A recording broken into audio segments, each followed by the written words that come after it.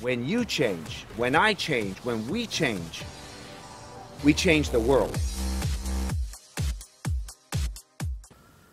Hi friends, this is Kaya Redford with Kaya Redford Success Coaching, and it really is an honor and privilege to introduce my dear friend, Mayor Paul Leone, to you. Hello everybody, and I'm excited to be here with my dear friend Kaya Redford. We met a few years back, maybe about 5 or 6 years ago, on a red carpet where my wife was actually a photographer, and I gotta say I had said to my wife, this is the last one of these things I'm ever gonna do again. And then I met you, and I met the Longorias, and met some other people, David, Harrison, Levi, and actually people that have become very good friends of mine since then. It's kind of crazy how those things happen.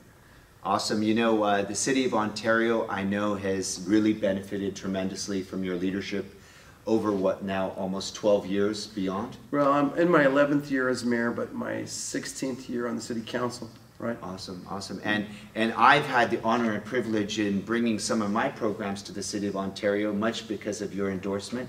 I'm excited to have worked with your city organizations with conflict resolution, with organizational values alignment, with effective communication. Share with us a little bit about what your experience has been with the programs that we've brought to your city. The problem with some agencies, I would say, is that we have a tendency to hire managers who are skilled at what that agency is all about. So for instance, in a water agency, you hire a manager who knows all about water and water safety and water treatment and all of these things, or in a, like if you have a pest control agency, you hire an entomologist who knows all about bugs. But when it comes to managing people, they may be the best in their field of their science, but they're not the best in their field when it comes to managing people as HR or just personnel managers. Yeah. And so those are the kinds of things that I believe have to be ferreted out, because most of the time they believe that they've risen to such a high level in their respective educational field, they believe that that qualifies them for everything. And so does the general public most of the time. They think, well, if this guy's got a degree in this, he must be great at everything. But the fact is he's great in that, but he's not great in this. And that's the hardest thing to convince people, that they are failing in a certain thing while being so great in something else. And what your organization does, what your program does, is it brings to them a sense of reality as to who they really are.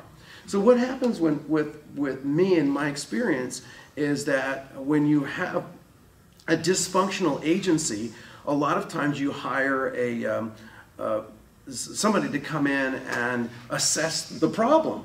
And then you pay them tens of thousands of dollars and they say, this is the problem. And over the years I've always said, well, I knew what the problem was. I didn't need to hire you to come in and tell me what I already knew. I want somebody who can come in and fix the plumbing, for heaven's sakes. And that's what you do. You come in and you fix the plumbing.